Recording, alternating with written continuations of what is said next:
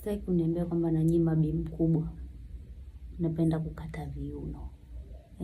Bi mkubwa, mama, ajuza, kikongwe. Unataka kukatakata viuno ili iweje? Tena unakuta mwingine ndo unasema eti ujue hata kubania ndani. We mama mtu mzima, habari za kubania ndani hizo unamwambia nani? Unamwambia nani? Miaka yote hiyo hamjafundishana.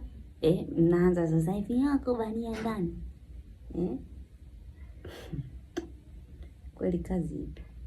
Wanaume wa kibongo mna kazi na wanawake zenu. Wanawake hawajui kujishughulisha. Wana kazi tu ya kuomba hela saluni, ujue na kujisuka.